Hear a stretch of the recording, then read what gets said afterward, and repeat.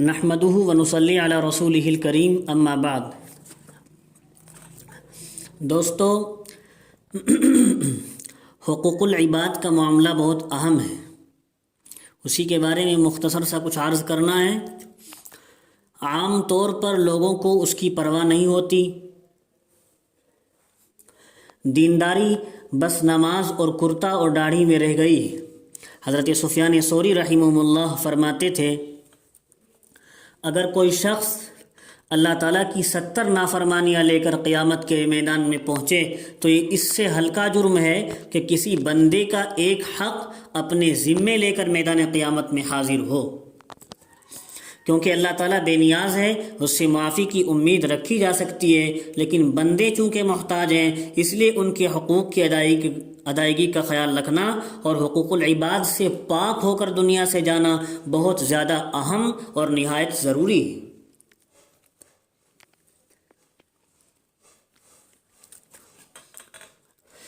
بندوں سے وہاں معاف کرانے کی امید رکھنا یہ بے وقوفی کی بات ہے۔ بندے وہاں محتاج ہوں گے، قسم پرسی کا عالم ہوگا، ذرہ ذرہ سا سہارا تلاش کرتے ہوں گے اور ہر صاحب حق اپنا پورا حق وصول کرنا چاہے گا۔ میراث کے باب میں تو دینداری کے مدعی پیر، فقیر، عالم، جاہل عموماً مبتلا مصیبت ہیں۔ سب لوگ اس میں مبتلا ہیں۔ مرنے والا مر جاتا ہے اور اس کا مال شرعی اصول کے مطابق ورثہ میں تقسیم نہیں کیا جاتا۔ یتیموں اور بیواؤں کے حصے دوسرے ہی لوگ کھا جاتے ہیں اور مرنے والوں کی بیویوں اور بیٹیوں کو میراث کے شرعی حصے نہیں دیے جاتے۔ ہاں، بدعت کے کاموں میں میراث کے مشترک مال سے خرچ کرتے رہتے ہیں۔ تیجے 40ویں ہو رہے ہیں، جو بدعت ہیں ان میں ریاکاری بھی مقصود ہوتی ہے، دکھاوا ہوتا ہے۔ یتیموں بیواؤں کا مال جو انہیں میراث میں ملا ہے بدعات اور خرافات میں خرچ کرتے چلے جاتے ہیں اور شریعت کے مطابق میراث تقسیم کرنے سے جان چراتے ہیں۔ عموماً ایسا بھی دیکھنے میں آیا ہے جہاں 2 بیویوں کی اولاد ہوئی، ان میں سے جس بیوی کی اولاد کے قبضے میں مرنے والے کی املاک تھی، جس بیوی کے قبضے میں تھی یا جس بیوی کے اولاد کے قبضے میں تھی مرنے والے کی ملکیت، اور بس وہی اس کو لے اڑتا ہے۔ یہ بالکل نہیں سوچا جاتا کہ شریعت کیا کہہ رہی ہے۔ ہر مرنے والے کا مشترک مال ہے، شریعت کے مطابق اس کی دونوں بیویوں سے اس کی جو اولاد ہے ان سب کے حصے ہیں۔ پہلے دونوں بیویوں میں تقسیم ہوگا، دونوں بیویوں کی اولادوں میں تقسیم ہوگا۔ مرنے والے نے جتنا مال چھوڑا ہے، خواہ کسی بھی بیوی اور کسی بھی اولاد کے قبضے میں ہو، شرعاً سب کے لیے میراث کا قانون جاری ہوتا ہے۔ اگر تقسیم سب میں نہ کیا جائے گا اور جس کے قبضے میں جو مال ہے بس وہی رکھ لے گا، مستحقین کو نہ پہنچایا جائے گا، تو جس کے پاس بھی اپنے حصے سے زیادہ ہوگا وہ حرام کھانے کے گناہ کا مرتکب ہوگا۔ یہ مال کی محبت آخرت کے عذاب میں مبتلا کر دے گی۔ ایک نہ ایک دن سورۃ الفجر میں اہل دنیا کا حال بتاتے ہوئے اللہ نے ارشاد فرمایا، کلا بل لا تکرمون الیتیم، بلکہ بات تو یہ ہے کہ تم یتیم کا احترام نہیں کرتے، ولا تحاضون علی طعام المسکین، اور مسکین کو کھانا دینے کی ترغیب نہیں دیتے، وَتَأْكُلُونَ التُّرَاثَ أَكْلًا لَمًّا، اور میراث کا مال سمیٹ کر کھا جاتے ہو، وَتُحِبُّونَ الْمَالَ حُبًّا جَمًّا، اور مال سے بہت ہی محبت رکھتے ہو۔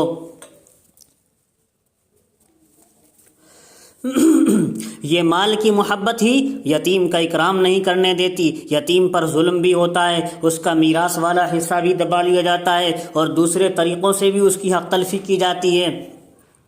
اگر سمجھتے ہیں کہ یتیم خانوں میں جو مال چندہ کر کے جمع کیا جاتا ہے اس میں جو خیانت ہو وہ یتیم کا مال کھانے میں شامل ہے،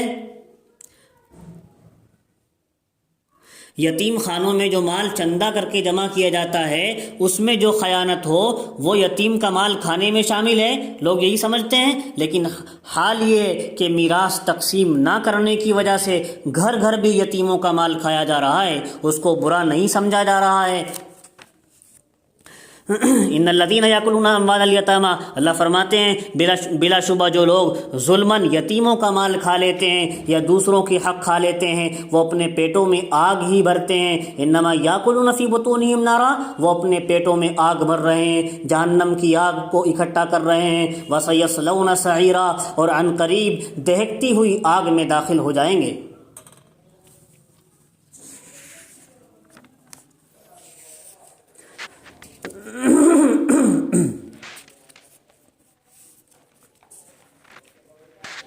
دوستو یتیموں کے بارے میں عرض کر رہا تھا،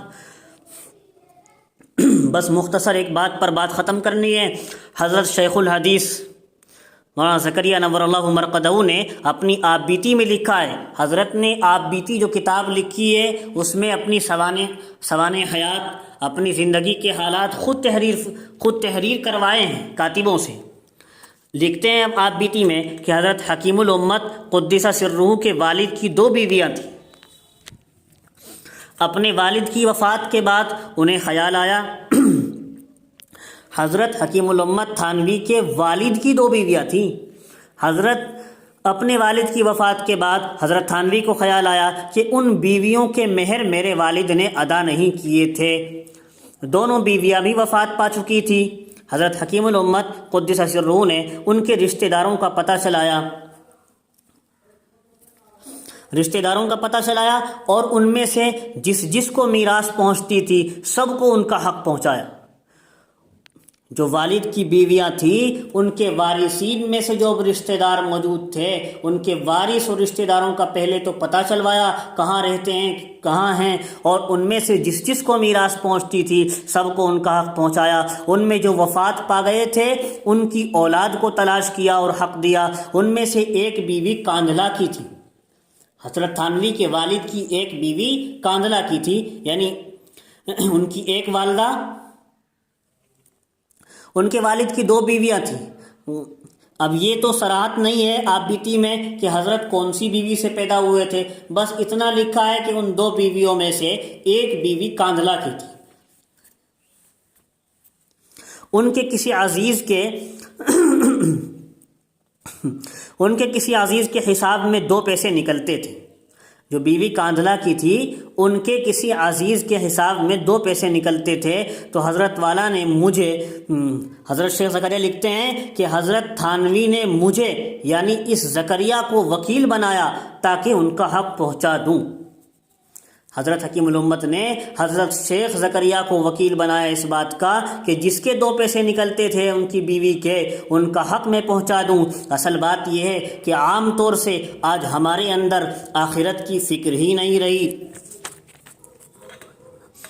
دل کی لگی بری ہوتی ہے۔ اگر فکر ہو جائے جسے واقعی فکر کہتے ہیں اور دوزخ کی آگ کا یقین ہو جائے تو نیند ہی نہ آئے جب تک کہ حقوق العباد ادا نہ کر دے۔